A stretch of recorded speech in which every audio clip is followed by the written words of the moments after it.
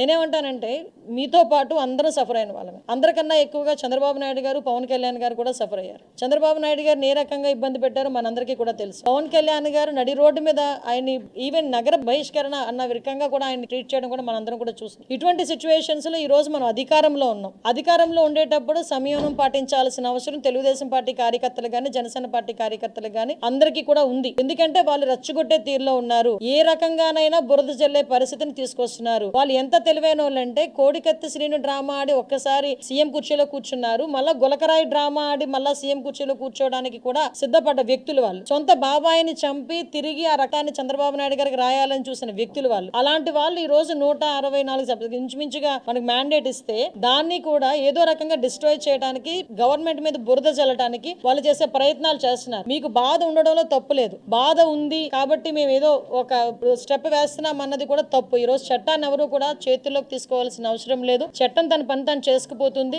దయచేసి ప్రతి ఒక్కరు కూడా సమయం పాటించండి. బోత్ పార్టీస్, నేనేం చెప్తానంటే బోత్ పార్టీస్ మన తాలూకా రాజకీయంగా మన ఉనికి కాపాడుకోవడానికో లేకపోతే బురద జల్లే కార్యక్రమానికో కామన్ పీపుల్ ని ఇబ్బందులు పెట్టే పరిస్థితి తెచ్చుకోకూడదు. దయచేసి ఈ విషయంలో ఎలాంటి వాళ్ళైనా అటువంటి సిచ్యువేషన్ క్రియేట్ చేస్తే గనక చట్టం తన పని తను చేసుకెళ్లిపోతుంది. లా విషయంలో ఎవరు కూడా అతీతులు కాదు. ఈ విషయం చెప్పడానికనే ఈ రోజు మీ అందరి దగ్గరికి రావడం జరిగింది. ఒకటే చెప్తున్నా, అన్ని పార్టీల వారికి, ఇటు వైఎస్ఆర్సీపీ పార్టీ వాళ్ళకి, టీడీపీ పార్టీ వాళ్ళకి, జనసేన వాళ్ళకి అందరికీ కూడా మనం చట్టాన్ని ఏ రోజు కూడా చేతుల్లోకి తీసుకోవద్దు. మనం చట్టాన్ని చేతుల్లోకి తీసుకొని వాళ్ళు చేసిన ట్రాప్ లో మనం పడొద్దు. నేను అది చెప్తున్నా, వాళ్ళు వేసిన ట్రాప్ లో అనవసరంగా మనం పడొద్దు. చట్టాన్ని ఎవరు కూడా చేతుల్లోకి తీసుకోకండి. ప్రతి ఒక్క అంశం